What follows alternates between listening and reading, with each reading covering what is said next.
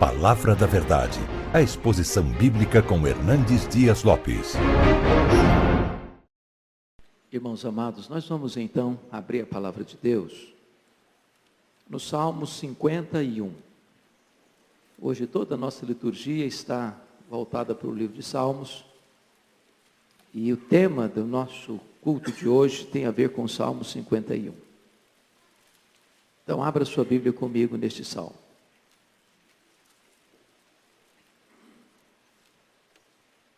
Esse é um Salmo de Davi, é a expressão da sua confissão e do seu arrependimento, mormente diante do seu pecado de adultério com Batseba. E ele diz assim: compadece-te de mim, ó Deus, segundo a tua benignidade, e segundo a multidão das tuas misericórdias, apaga as minhas transgressões. Lava-me completamente da minha iniquidade e purifica-me do meu pecado. Pois eu conheço as minhas transgressões e o meu pecado está sempre diante de mim. Pequei contra ti somente, e fiz o que é mal perante os teus olhos, de maneira que serás tido por justo no teu falar e puro no teu julgar. Eu nasci na iniquidade e em pecado me concebeu minha mãe. Eis que te comprases, na verdade, no íntimo, e no recôndito me fazes conhecer a sabedoria. Purifica-me com esopo, e ficarei limpo. Lava-me, e ficarei mais alvo que a neve. Faz-me ouvir júbilo e alegria, para que exultem os ossos que esmagaste. Esconde o rosto dos meus pecados, e apaga todas as minhas iniquidades. Cria em mim, ó Deus, um coração puro, e renova dentro em mim um espírito inabalável. Não me repulses da tua presença, nem me retires o teu Santo Espírito. Restitui-me a alegria da salvação, e sustenta-me com um espírito voluntário. Então ensinarei aos transgressores os teus caminhos, e os pecadores se converterão a ti.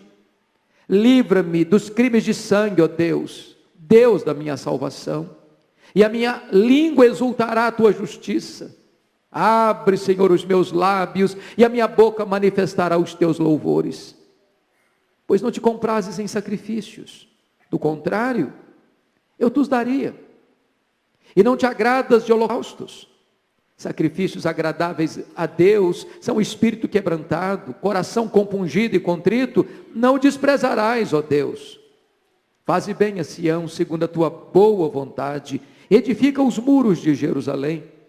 Então te agradarás dos sacrifícios de justiça, dos holocaustos e das ofertas queimadas, e sobre o teu altar se oferecerão novilhos.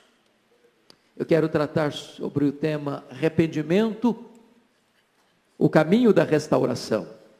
Arrependimento, o caminho da restauração.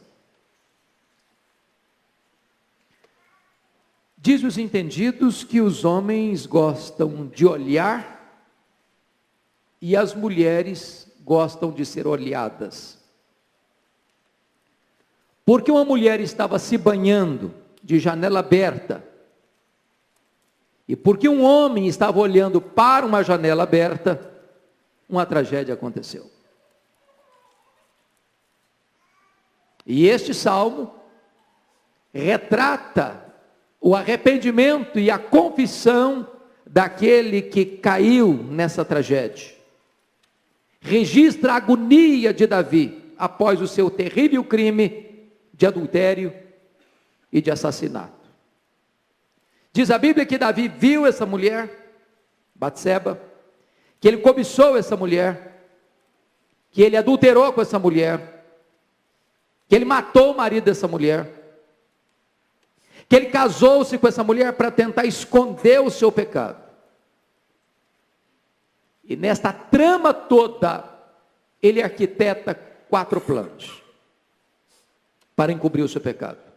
Primeiro plano, plano A.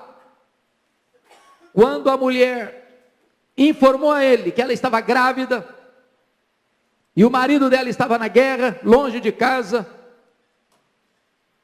E a gravidez ia se tornar notória inevitavelmente, e a verdade viria à tona. Primeiro plano dele: dar férias ao marido de Batseba. Esse cara não pode continuar na guerra, tem que vir para casa, tem que tirar férias, e aí ninguém vai descobrir que esse menino é meu. Naquela época não tinha DNA, ninguém suspeitava dessas coisas, então eu vou estar livre do meu crime. O plano B fracassou. Aí partiu para o plano A, fracassou. Aí partiu para o plano B: dar um banquete ao marido de Batseba. Uma hipocrisia deslavada, tentando demonstrar para Urias que ele era o soldado mais querido do exército, que ele era distinguido dentre os seus pares. Mandou chamá-lo, fez uma festa para ele, deu um banquete para ele, serviu os melhores vinhos da época para ele. Mas Urias, mesmo bêbado, não foi para casa. O plano B fracassou. Aí ele parte para o plano C. Ele planeja maquiavelicamente o assassinato de Urias, marido de Batseba. Escreveu uma carta para o seu comandante Joabe, selou a carta e entregou a carta ao portador. O portador da carta era Urias, o homem que haveria de morrer. Ele carrega a estratégia da sua própria morte. E diz para Joabe: bota esse cara na frente da batalha e não bota ninguém para protegê-lo. O homem vai morrer, e quem morre em guerra ninguém suspeita. E assim a Bíblia diz que Joabe fez. E agora Joabe manda o recado para Davi, diz: olha, informa lá o Davi que nós tivemos algumas perdas, morreram mais gente, mas a hora que o rei fica irado, com a notícia que morreu muita gente, e o rei pensar que foi falta de sabedoria estratégica militar da minha parte, só informa esse detalhe para ele: também morreu teu servo Urias. Isso vai ser a senha para ele não ficar irado. E quando Davi recebe a notícia, Davi manda dizer para o Joabe: não, fica tranquilo, em guerra é assim mesmo, uns morrem, outros vivem, então fica tranquilo, isso acontece, descansa o coração, está tudo bem. Quarto plano, plano D. Quando a viúva terminou o seu luto, ele resolve amparar a coitadinha. E resolve casar com ela. E assim, tudo estava meticulosamente planejado para que ninguém descobrisse o adultério dele, para ninguém descobrir o assassinato dele, para ninguém descobrir que o menino que haveria de nascer era filho dele. Tudo parecia perfeito. Todas as provas do seu crime foram aparentemente destruídas. Só uma coisa Davi não contava. Diz 2 Samuel 11, 27. Porém, esta coisa que Davi fez pareceu mal aos olhos do Senhor. Essa é a tragédia do pecado. Porque se ninguém vê, Deus viu. E ainda que todos não vejam, se Deus viu, então aquele que encobre o seu pecado não prospera. Mas diz a Bíblia que agora Davi se casa com Batseba, parece que está tudo bem, ninguém está desconfiando de nada, ninguém o acusa de nada. Mas diz a Escritura que a partir daí a mão de Deus começa a pesar sobre ele. A alegria dele foi embora, o vigor dele se tornou em sequidão de estio. Uma tristeza mortal tomou conta dele. Ele chorava e alagava o seu leito de tanto chorar. Seus ossos ardiam. Parecia que Deus o cravejava com as suas setas. Ele tinha taquicardia. O Salmo 38 chega a revelar que não havia parte sã na sua carne. Ele foi tomado por uma tristeza, por uma angústia, por uma dor, por uma inquietação, por um desespero existencial. Aí, enquanto ele estava escondendo o seu pecado, Deus manda ao palácio o profeta Natã. E Natã era um comunicador extraordinário. Natã não começa botando o dedo em riste, acusando o rei de algum pecado. Natã começa contando uma história, contando uma parábola. E Natã disse: olha, rei, deixa eu contar uma historinha para você. Havia numa cidade aqui 2 homens, um rico e um pobre. O rico tinha muitas reses, tinha muitas ovelhas, tinha muito gado. E tinha um pobre que morava também na cidade, que só tinha uma ovelhinha. Essa ovelhinha era tudo para a família. Vivia dentro de casa, comia do seu prato, bebia da sua fonte, vivia no colo desse pobre, era a alegria da casa, era o sustento da casa. E esse homem rico um dia recebe uma visita importante. E esse homem rico resolve fazer um jantar para esse homem que visitava a sua família. E em vez desse rico ir lá no seu rebanho e matar uma das suas reses, uma das suas ovelhas, para preparar uma refeição para o visitante, ele foi lá na casa do pobre, pegou a única ovelhinha que esse pobre tinha, e sacrificou a ovelhinha, e matou a ovelhinha para preparar uma refeição para o seu convidado. E diz a Bíblia que Davi se enrubesce, cheio de ira e de justiça, diz: esse homem deve morrer, e deve ainda pagar 4 vezes mais pela ovelha que ele pegou, que ele matou. Nesse momento diz a Bíblia que Natã bota o dedo no nariz dele e diz: tu és o homem, Davi, tu és o homem.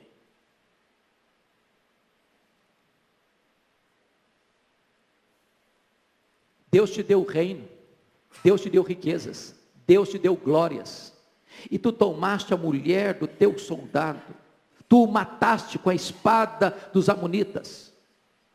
E diz a Escritura que Davi então toma uma decisão: pequei contra Deus, pequei contra Deus. Ele começa a perceber que o pecado tinha vindo à tona, e ele não tinha para onde mais fugir, e ele não tenta escapar por mecanismos de fuga da sua consciência. Ele reconhece o seu erro e diz: pequei contra o Senhor. E esse salmo então é a expressão dessa confissão. Então chama a sua atenção para algumas lições. Primeira, a absoluta necessidade do arrependimento. Diz a Escritura que enquanto Davi calou o seu pecado, os seus ossos secaram, sua alegria, a alegria da salvação foi embora, porque a mão de Deus pesava sobre ele. Isso significa o seguinte, meu irmão, minha irmã: não há cura para a nossa alma, não há alegria para o nosso coração, não há restauração para a nossa vida enquanto não houver arrependimento. O primeiro passo então que eu chamo a sua atenção da restauração é o reconhecimento do pecado. Confira comigo o verso 3, por favor. Você pode ler o verso 3 comigo? Vamos lá? Pois eu conheço as minhas transgressões, e o meu pecado está sempre diante de mim. Por um tempo Davi tentou esconder o seu pecado, mas enquanto ele escondeu, a sua vida foi sendo minada, a sua alegria foi sendo saqueada, o seu prazer foi sendo solapado, a sua paz foi sendo completamente saqueada do seu coração. Mas no momento que houve convicção de pecado, aí ele deu o primeiro passo para a restauração. Primeiro ponto que eu chamo a sua atenção: não tente culpar ninguém, não tente se justificar, não tente transferir a responsabilidade ou a culpa do seu erro, do seu pecado, da sua transgressão. Eu fiz isso por causa daquilo, eu tive essa atitude porque a outra pessoa teve outra atitude. Se aquela mulher não tivesse com a porta aberta lá, da janela aberta, eu não teria olhado para ela, e se ela tivesse fechado a porta, eu não teria pecado. Não joga a culpa em ninguém, assuma o seu erro, assuma o seu pecado, assuma a sua responsabilidade. Eu conheço as minhas transgressões, disse Davi. Foi a postura do pródigo: Pai, eu pequei contra os céus e diante de ti. Vocês já perceberam que o mundo faz tudo para você não encarar sua própria vida? Para você driblar sua consciência? Sabe por que as pessoas entram num bar e bebem até cair? Para não encarar elas mesmas. As pessoas não querem encarar elas mesmas. A palavra de Deus nos confronta, Deus nos confronta, porque não há cura a não ser que você diagnostique a doença, e não há cura a não ser que você tome o remédio certo. Primeira coisa então, É reconhecimento do pecado. Segundo passo para a restauração é o reconhecimento da natureza do que nós temos feito. Chama a sua atenção para os versos 1 e 2. Você pode ler comigo 1 e 2? Compadece-te de mim, ó Deus, segundo a tua benignidade, e segundo a multidão das tuas misericórdias, apaga as minhas transgressões, lava-me completamente da minha iniquidade, e purifica-me do meu pecado. Você notou 3 palavras aí? No verso 2? Que palavras você sublinhou aí? Iniquidade, transgressões, iniquidade e pecado. O que significa cada palavra dessa? Primeiro, transgressão. Transgressão é rebelião. É revolta da vontade contra a autoridade. Davi está dizendo o seguinte: eu fui rebelde. Sua própria vontade prevaleceu. Ele foi governado por um desejo lascivo. Ele está entendendo aqui isso. O que ele fez, a sua consciência reprovava. Foi um ato deliberado de desobediência, uma violação da autoridade divina. Isso é transgressão. Não foi um cochilo, apenas momentâneo. Foi um ato deliberado da vontade. Foi um ato de rebeldia. Foi um ato de transgressão de um princípio, de uma norma que ele aceitava para ele mesmo. Segundo, eu chamo pecado aqui de iniquidade. O que é iniquidade? Perversão, algo sujo, indigno, vergonhoso. E depois ele diz, pecado. O que é pecado? É errar o alvo. É você não ser aquilo que Deus quer que você seja. É você não viver do jeito que Deus quer que você viva. É não andar pelo caminho que Deus quer que você anda. É não pensar o que Deus quer que você pensa. É não desejar o que Deus quer que você deseje. É não escolher o que Deus quer que você escolha. A não ser que você entenda o que é pecado, a natureza daquilo que nós fazemos, não há possibilidade de restauração para nós. Terceiro passo da restauração é confessar que tudo isso é feito contra Deus e diante de Deus. Você pode ler o verso 4 comigo agora? Vamos juntos? Pequei contra ti somente, e fiz o que é mal perante os teus olhos, de maneira que serás tido por justo no teu falar, puro no teu julgar. Aí você pergunta, mas contra quem Davi pecou afinal? Primeiro, pecou contra Batseba. Ele mandou chamar a mulher na casa dela. É bem verdade que ela quis ir. É bem verdade que ela entrou no processo. Mas a decisão foi dele. Segundo, ele pecou contra Urias. Duplamente. Tomou a mulher dele, adulterou com a mulher dele, tomou a mulher dele e o matou. Contra quem mais ele pecou? Contra a família dele. Contra a família dele. Contra mais quem ele pecou? Contra a nação inteira. Contra quem mais ele pecou? Pecou contra aqueles homens que morreram lá no fronte da batalha, apenas para criar um álibi para a morte de Urias. Mas na hora que ele vai confessar, ele diz assim, contra ti somente eu pequei. Sabe por quê? Porque não importa a natureza do pecado que você comete, seja um pensamento sujo, seja pornografia, seja uma desonestidade, seja uma mentira, seja um roubo, seja uma vaidade, seja uma soberba, seja uma palavra destemperada, isso ofende a Deus, porque quando você machuca alguém criado à imagem e semelhança de Deus, você está ofendendo o próprio Criador. Você está atingindo a própria criação de Deus, você está interferindo na própria providência de Deus, e Deus vela por aqueles que são seus, e quando você fere alguém de Deus, você está ferindo o próprio coração de Deus. Por isso ele diz, contra ti somente eu pequei. Agora notem uma coisa importante, quarto passo da restauração, é o reconhecimento de que nós não temos nenhuma desculpa e nenhum direito diante de Deus. Volte os seus olhos comigo para o verso 4, a parte B.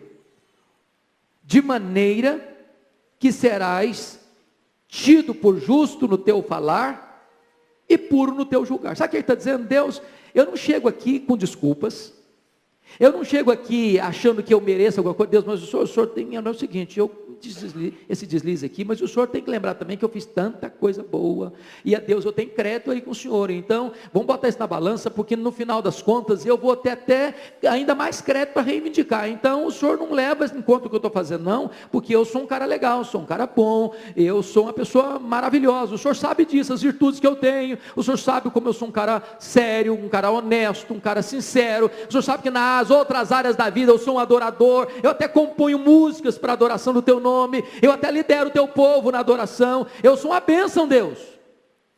Então o senhor releva o que eu fiz. Não é assim que ele se aproxima. Qualquer pessoa que não tem profunda consciência do seu erro, do seu pecado, e não chega diante de Deus, senão quebrantado, humildemente, não dá provas, não dá evidências de verdadeiro arrependimento. Ele reconhece isso. Ele não tem desculpas, ele não faz exigências, ele não tem defesa, ele não tem direito a reivindicar. O seu pecado foi resultado da sua teimosia, ele está totalmente errado, ele não tem nada a pleitear a seu favor. O que ele faz é exatamente o que o publicano fez, ele bate no peito e diz: "Sê propício a mim, pecador". Quinto passo da restauração é reconhecer que a sua natureza é essencialmente má. Você pode ler o verso 5 comigo agora? Vamos juntos? Eu nasci na iniquidade, e em pecado me concebeu minha mãe. Davi está diametralmente oposto ao pensamento de John Jacques Rousseau. O homem é essencialmente bom. Ele diz: o homem é essencialmente mau. Ele está frontalmente contrário ao pensamento de John Locke, que o homem é uma tábua rasa, o homem é uma folha em branco, o homem é produto do meio. Davi diz: não, o homem não é produto do meio, o meio é produto do homem. Davi não caiu porque a porta do quarto da Batseba estava aberta, ou a janela estava aberta. Ele não caiu porque a Batseba era uma mulher bonita e atraente. Ele não caiu porque, na verdade, aquela mulher era muito sedutora. Ele reconhece que a causa do fracasso dele não está fora dele, a causa do fracasso dele está dentro dele, é o seu coração. Porque enquanto nós ficarmos criando justificativos, não, eu caí porque também o apelo foi irresistível. Desse jeito qualquer um cai. É a história do José no Egito. A mulher falou com ele um dia, falou outro dia, falou terceiro dia, falou outro dia, falou mais outra vez, falou na semana que vem, falou no outro mês, talvez no outro ano, todo dia, todo dia, todo dia, todo dia, e a mulher não apenas se contentou em falar, ela agarrou José. Talvez se fosse hoje o cara disse: não, mas aí é uma questão de honra. Porque se eu fugir agora vai pensar que eu sou outra coisa. Eu tenho que provar que eu sou másculo. Davi, ou melhor, José preferiu ser acusado de um crime aos olhos dos homens do que pecar secretamente diante de Deus.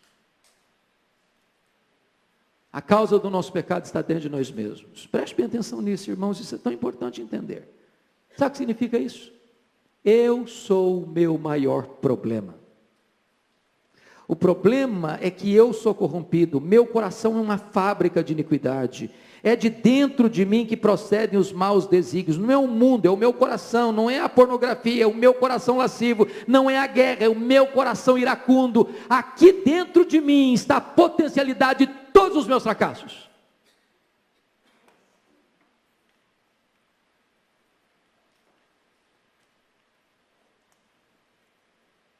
Muito bem. Esse é o primeiro ponto. Vamos ao segundo ponto do texto. O anseio profundo pelo perdão de Deus. É preciso ter profunda consciência do seu estado e condição para fazer o que Davi fez. Você pode ler o verso primeiro agora comigo? Vamos juntos? Compadece-te de mim, ó Deus, segundo a tua benignidade, e segundo a multidão das tuas misericórdias, apaga as minhas transgressões. Quando Davi diz assim, compadece-te de mim, ó Deus, ou na outra versão, tem misericórdia de mim, ó Deus. Sabe o que ele está dizendo? Deus, eu cheguei no fundo do poço. Não dá para fugir mais. Não dá para me esconder mais. Não dá para botar uma máscara mais e dizer que está tudo bem. Eu não aguento mais conviver comigo mesmo. Eu não tolero mais dormir todo dia com a minha consciência. Eu não aguento mais.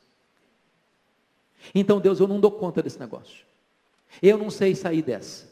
Eu não tenho forças. Eu não tenho poder para limpar meu próprio coração. Eu não tenho poder para quietar minha própria consciência. Eu não tenho poder para aplacar a dor da minha própria alma. Então, meu Deus, tem misericórdia de mim. Então, meu Deus, lança o teu coração na minha miséria. Então, meu Deus, sofre comigo a minha dor e vem cá e me tira desse poço, me tira dessa escuridão, me quebra essas algemas, rompe esses grilhões, abre, meu Deus, as portas dessa cadeia. Eu não aguento mais, tem misericórdia de mim. Irmãos, notem isso. Davi é rico, Davi é rei, Davi é poderoso, Davi é famoso. Mas nada disso, as vestes reais, a coroa, o prestígio, as glórias, as riquezas, as mesas fartas, o luxo, nada disso aplaca a dor, aquieta a alma, sossega o coração desse cara. Nada. Ele não tem paz, ele não tem prazer, ele não tem alegria, os ossos queimam, as lágrimas rolam, o coração bate pesado, a alma está aflita, a mão de Deus pesa sobre ele, ele precisa de perdão e ele não tem outra coisa a dizer: Senhor, tem misericórdia de mim. Talvez você diga: mas pastor, isso é para um cara que comete o que Davi cometeu, ele adulterou, ele escondeu, ele matou o marido da mulher, mas eu não tenho coisa tão terrível assim não, minhas coisas são pequenininhas, não tem nada para esconder, minha vida é até legal. Deixa eu dizer uma coisa para você, a Bíblia diz assim: amarás o Senhor teu Deus de todo o teu coração, de toda a tua força, de toda a tua alma, de todo o teu entendimento, e ao teu próximo como a ti mesmo. Eu pergunto a você, você tem feito isso? Você tem feito isso? Se você não tem feito, como eu não tenho feito, então nós somos culpados.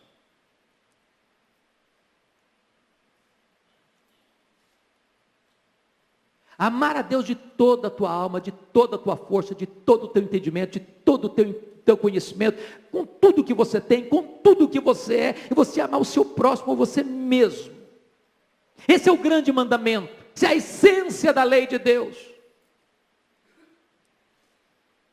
Sabe o que é pecado? É errar o alvo. E qual é o alvo da nossa vida?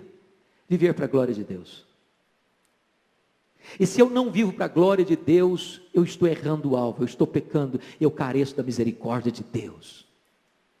Então, por mais virtuoso que você seja nesta noite, por mais benemérito que você seja nesta noite, por mais perto de Deus que você pensa que você anda nesta noite, por mais extraordinária que seja a sua experiência, por mais poderoso que seja o seu testemunho nesta noite, todos nós estamos debaixo da autoridade desse texto e precisamos clamar: tem misericórdia de mim, ó Deus.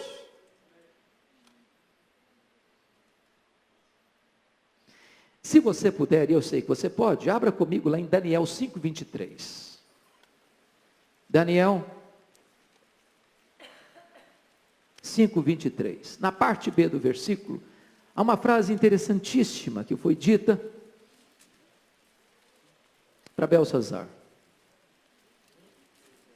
Daniel 5:23. Depois você vai voltar para Salmo 51, mas eu quero ler com você esse texto. Parte B está escrito assim: mas a Deus, em cuja mão está a tua vida e todos os teus dias, a Ele não glorificaste. Você pode ler essa parte comigo, todos nós? Mas a Deus, em cuja mão está a tua vida e todos os teus dias, a Ele não glorificaste. Você tem glorificado a Deus, em cuja mão está a sua vida e todos os seus dias? Então nós precisamos clamar pela misericórdia de Deus.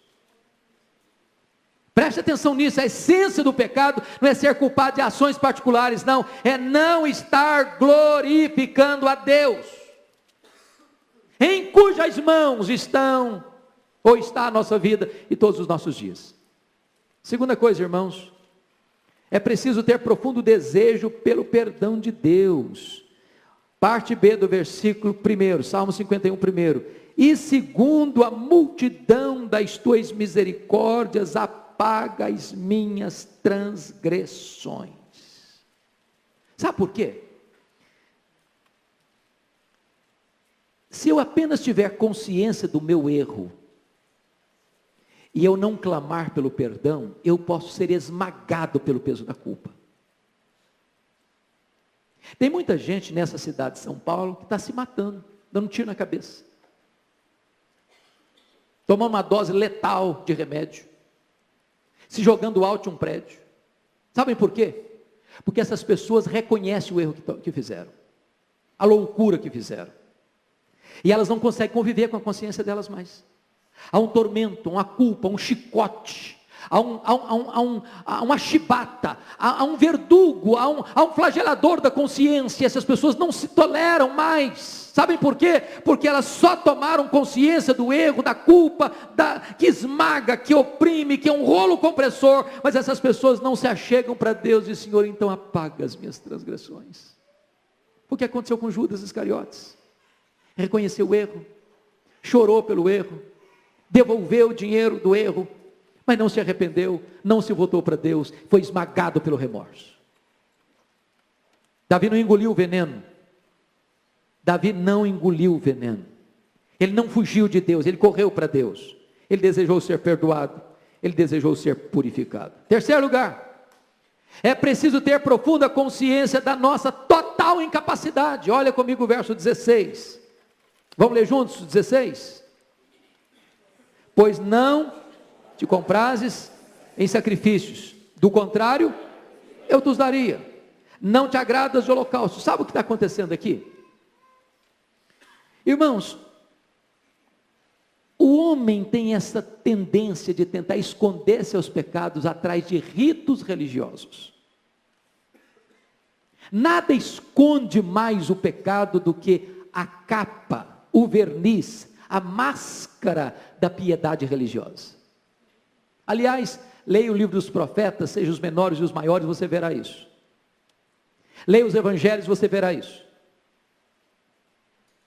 Porque às vezes as pessoas demonstram uma espiritualidade externa tão linda, até impressiona, até arranca aplausos dos homens, mas por trás de todos esses rituais, de todas essas cerimônias, de toda essa espiritualidade, isso não passa de um verniz que esconde por trás um coração carcomido pelo cupim da culpa e do pecado. E Davi está reconhecendo isso. Deus, olha, se resolvesse para mim essa questão de sacrifícios, Deus, eu daria muita coisa para o Senhor. Se isso aplacasse a minha consciência, se resolvesse o meu problema, como seria fácil para mim, Deus? Eu poderia dar milhares de carneiros, eu poderia dar milhares de bois, eu poderia encher o teu altar de sacrifícios, isso não seria problema para mim, mas o Senhor não agrada disso, Deus, o Senhor quer o meu coração, aqui está o meu problema. Sabe o que esse texto está querendo dizer? Chega uma hora, querido, que a consciência acorda, tem muita gente que a consciência só vai despertar no leito de morte, tem outras que só vai despertar depois da morte, é tarde demais. Lembra de Lucas 16? Onde aquele rico só despertou a consciência no inferno, não tinha mais jeito para ele. Tem uma hora que a consciência desperta, e quando a consciência desperta, o homem não tem outra alternativa a não ser dizer: Deus, a não ser que o Senhor tenha misericórdia de mim, eu não posso fazer nada para aplacar a dor do meu coração, o peso da minha consciência. Quarto lugar, é preciso ter uma nova atitude para com Deus. Olha o verso 17 comigo. Pode ler o 17? Sacrifícios agradáveis a Deus são o espírito quebrantado, coração compungido e contrito, não o desprezarás, ó Deus. Sabe o que significa isso aqui? A pessoa contra quem Davi pecou é Deus. Mas a pessoa que Davi anseia e deseja acima de tudo é Deus. Porque o pecado tem uma sutileza. E o diabo é mestre nisso. O diabo chega para você e diz: peca. É uma delícia. Você vai gostar. Você vai ter muito prazer. Esse negócio vai marcar a sua vida. Você não pode perder essa chance. É agora.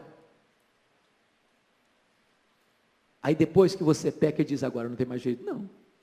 Agora você está frito. Agora você está enrolado. Agora você está preso. Agora você não sai dessa mais não. E aí o diabo sugere mais um pouquinho. Agora fuja de Deus. Fuja de Deus, fuja de Deus, pare de ler a Bíblia, pare de orar, pare de frequentar a igreja, não vai mais ao culto, não frequente mais a escola dominical, fuja desse negócio, você agora está encrencado, e você não pode ir lá, porque o seu negócio vai agravar ainda mais, a situação vai ficar pior. Aquele que anseia por restauração, ele ao pecar, não foge de Deus, ele corre para Deus. Ele não faz como Adão lá no Éden, ele fugiu de Deus. Ele não faz como Judas, abandonou a Cristo. Ele busca Deus, ele quer Deus, ele precisa de Deus, ele anseia por Deus, ele se volta para nós, para a cruz, porque é lá na cruz que Deus tratou o nosso pecado, é lá que Deus revelou a nós o seu amor infinito, é lá que ele apaga as nossas transgressões, é por causa do sangue do Cordeiro vertido na cruz, é que nós podemos ter confiança do perdão, se confessarmos os nossos pecados. Ele é fiel e justo, para nos perdoar os pecados, e nos purificar de toda a injustiça. Mas eu quero que você olhe comigo mais um ângulo. Maior necessidade do pecador arrependido e perdoado. Qual é a maior necessidade do pecador arrependido e perdoado? Em primeiro lugar, necessidade de um novo coração. Veja o versículo 10, que é o tema desse culto. Pode ver o 10 de novo comigo? Cria em mim, ó Deus, um coração puro, e renova dentro em mim um espírito inabalável. Note você que esse é o nosso real problema. O nosso coração está errado. O que você precisa não é apenas de mais conhecimento, não é acrescentar algo ao que você já tem. Você não precisa de adição, você precisa de um novo coração. Um novo coração. Davi está dizendo: eu não posso corrigir-me a mim mesmo, eu não posso reformar-me a mim mesmo, eu não posso libertar a mim mesmo, eu não posso perdoar a mim mesmo, eu não posso limpar meu próprio coração, assim como um leopardo não pode mudar suas manchas, não é um etíope a sua pele, eu também não posso mudar a mim mesmo. É que é um novo coração. Talvez você pergunte: mas meu coração é legal, meu coração é um território maravilhoso, só tem flores. Pense comigo se Deus resolvesse destampar o nosso coração nessa noite. Quem de nós sentir-se-ia confortável se Deus resolvesse abrir esse poço e botar nessa tela, como nós colocamos aqui os hinos, o que nós pensamos? Só a semana passada. Você e eu precisamos de um novo coração. Coração quebrantado, coração temente, coração obediente, um coração que anseia por Deus, coração que se alegra em Deus. Sabe o que esse texto está querendo dizer para nós? O Evangelho de Cristo dá um soco mortal na nossa presunção. Mortal. Porque ele não está dizendo: Deus, me dá uma aparência externa mais agradável às pessoas. Não, ele me dá um novo coração. Ninguém está vendo. Porque às vezes você está com a carinha tão piedosa e lá dentro você está escondendo um coração muito sujo.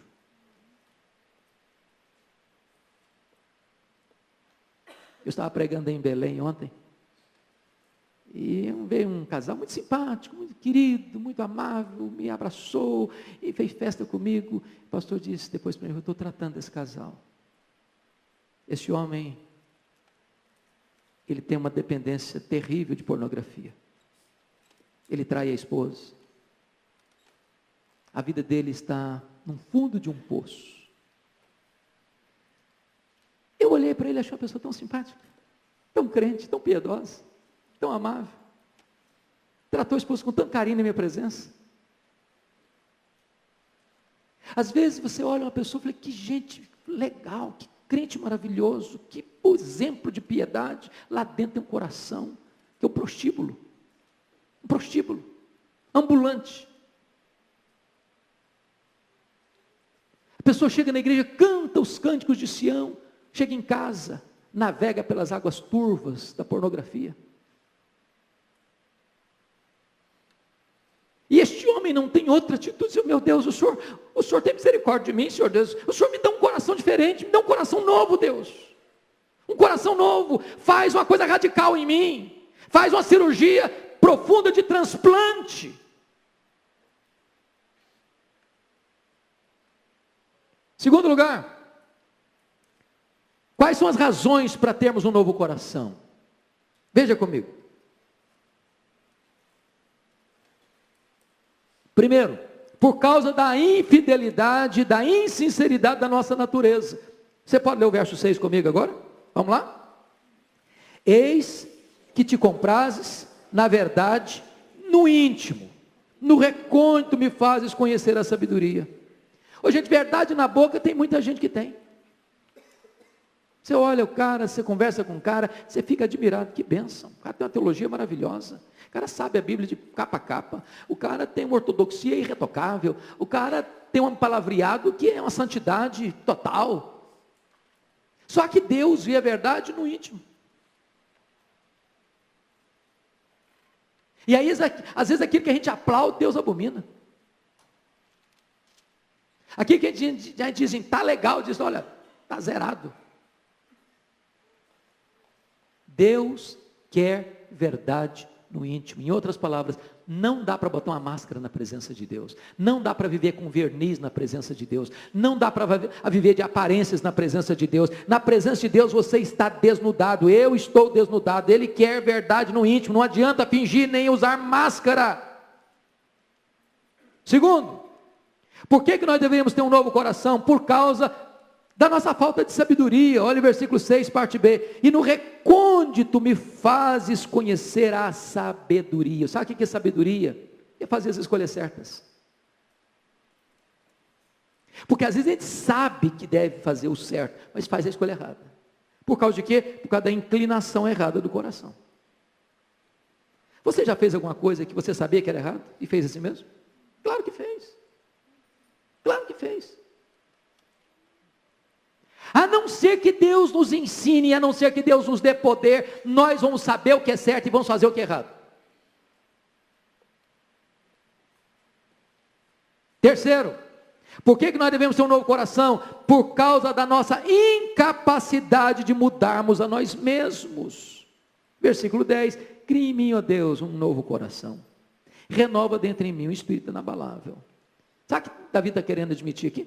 O problema de Davi não era Batseba, não. O problema de Davi era o coração dele. Porque se não mudar o coração dele, hoje é Batseba, amanhã é outra, amanhã é outra, amanhã é outra, é outra, é outra, é outra. Seu problema não é seu marido, não é sua mulher, não é seu filho, não é seus pais, não é seu vizinho, não é seu patrão, não é seu concorrente, não é. Seu problema é o seu coração.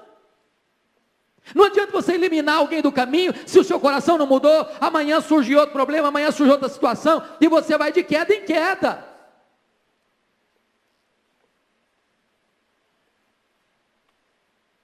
Só Deus pode nos dar um novo coração. Quem está em Cristo, diz a Bíblia, é nova criatura. E eu termino falando para você, em quarto e último lugar, os resultados do verdadeiro arrependimento. Confira comigo, por favor, versículo 8. Possessão de grande júbilo e alegria. Vamos ler o versículo 8, por favor? Faze-me ouvir júbilo e alegria, para que exultem os ossos que esmagaste. Agora é o versículo 12. Vamos lá, todos juntos? Restitui-me a alegria da tua salvação e sustenta-me com espírito voluntário. Vamos entender uma coisa aqui. Eu estou falando de uma pessoa salva. uma pessoa crente. Crente, irmãos, não deve pecar, mas peca. Crente não deve cair, mas cai. E quando o crente cai, sabe o que acontece? Deus pesa a mão sobre ele. Pesa a mão sobre ele. Pesa a mão sobre ele. O ímpio peca. Sai numa boa. Ele nem fica triste. Ele vai para o motel com a mulher do outro, volta para casa e dorme. Dorme. Eu contei aqui no culto de conexão com Deus, aqui em São Paulo, um cidadão recebeu R$3.000 para matar uma outra pessoa, pistoleiro de aluguel. Recebeu R$3.000. Cara que nunca tinha visto na vida, nunca tinha falado mal dele, nunca tinha feito mal para ele. Ele chegou lá, deu 5 tiros no cidadão. Foi para casa, tomou um banho, jantou e dormiu. Dormiu. Crente não é assim não. Crente, meu filho. Quando ele peca, sabe o que acontece? Ó, a mãozona de Deus lá em cima dele, ó. Fica achatado. Achatado, esmaga tudo. Não tem paz, não dorme direito, não come direito, há um desespero, há uma dor, há uma angústia, lágrimas, rola no leito para cá, rola no leito para cá, alaga o leito, é um desespero. Sabe por quê? Porque Deus não te deixa em paz. É Deus que esmaga.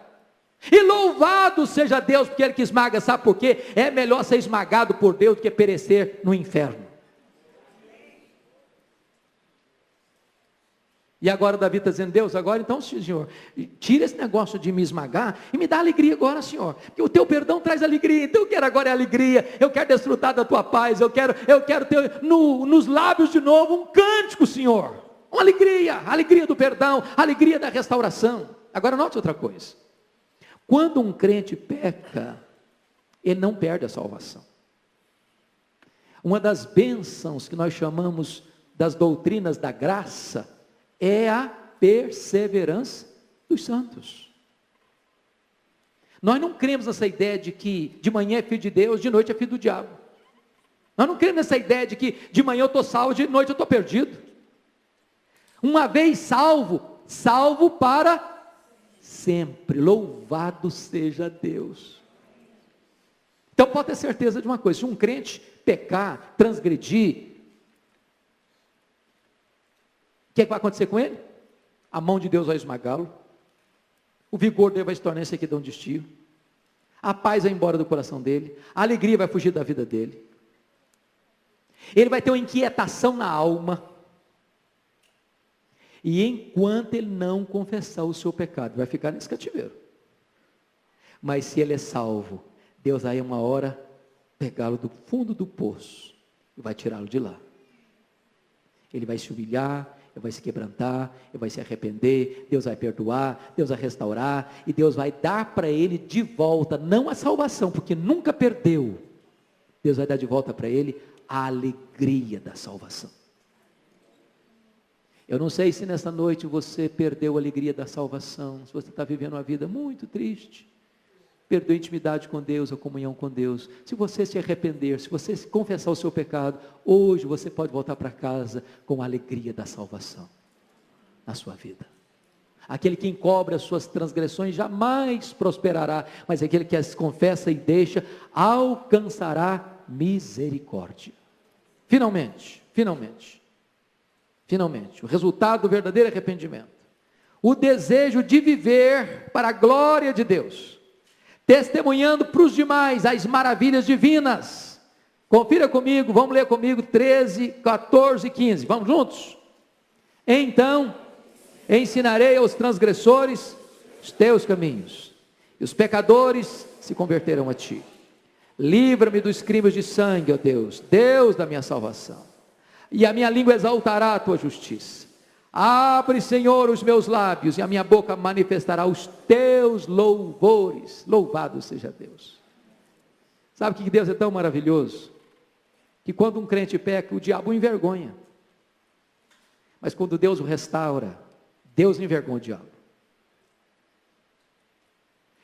Porque aquele crente que estava caído no chão, prostrado, envergonhado, derrotado, se levanta, Deus o restaura, Deus devolve a ele a alegria da salvação. Deus devolve a ele a autoridade espiritual. E ele continua testemunhando.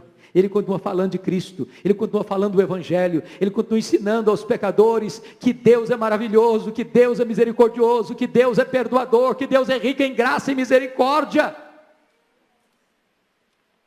Ô meu amado, se você já foi perdoado, em nome de Jesus, não feche a sua boca. Pastor Arival hoje tratou conosco neste culto. A igreja pode crescer, a igreja vai crescer em nome de Jesus, mas a igreja não cresce apenas, irmãos, com as atividades aqui no templo. A igreja cresce na dinâmica do dia a dia, você na sua escola, você no seu trabalho, você no seu escritório, você na sua fábrica, você na sua indústria, você no seu hospital, você no seu comércio, você no seu táxi, você na rua, você na corte, você onde estiver, você abre a sua boca e fala do que Deus fez por você. Domingo vai ser só puxar rede, só puxar rede.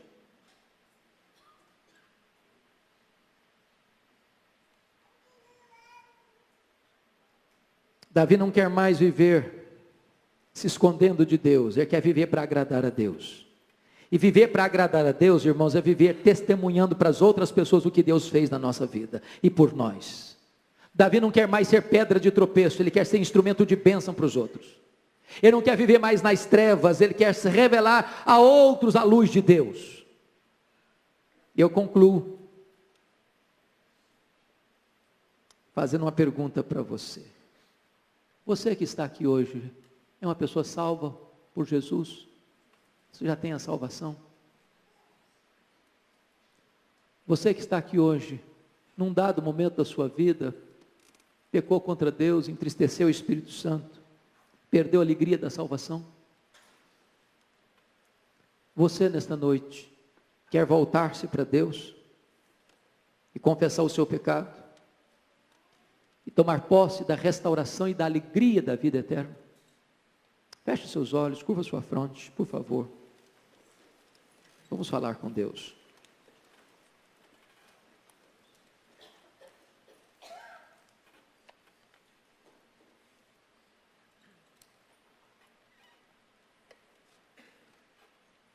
A Bíblia diz que Deus tem prazer na misericórdia e Deus é rico em perdoar. Ele é o Deus de toda graça. É o Deus que levanta o caído. É o Deus que tira você do monturo e faz você assentar entre os príncipes. É o Deus que apaga as suas transgressões e dos seus pecados não mais se lembra. É o Deus que pega os seus pecados e os lança nas profundezas do mar. É o Deus que desfaz as suas iniquidades como a névoa. É o Deus que limpa você, porque o sangue de Jesus nos purifica de todo o pecado. Hoje você pode sair daqui perdoado, lavado no sangue do Cordeiro. Hoje você pode sair daqui tomando posse da alegria da salvação. Deus, eu te peço nesta noite, que por amor do teu nome, no nome de Jesus, o teu Filho, pela ação e pelo poder do teu Espírito, tu trabalhes o nosso coração. Que tu nos convenças, Deus, do pecado, para que não continuemos essa marcha em glória, de tentar esconder o nosso pecado, mas dá-nos força para vencê-lo. E aquilo que nós não podemos fazer, que tu nos transformes, nos dando um novo coração. Ajuda-nos, Deus, a partir de hoje a termos um novo coração, vivendo em novidade de vida, uma vida digna do teu nome. Santifica a tua igreja, alegra a alma da tua igreja, fortalece a tua igreja, reaviva a tua obra, Deus, e tira do nosso coração e do nosso meio aquilo que entristece o Espírito Santo, aquilo que apaga o Espírito Santo, para que vivamos uma vida sob a luz do teu rosto, com gozo, alegria e paz, testemunhando as maravilhas da tua graça na nossa vida. Muito obrigado por esta noite, muito obrigado, Deus, pela tua igreja aqui reunida. Glória ao teu nome, porque tu estás neste lugar. E onde tu estás, há restauração, há perdão, há salvação, há novidade de vida. Em Cristo Jesus oramos com gratidão. Amém. Palavra da Verdade, a exposição bíblica com Hernandes Dias Lopes.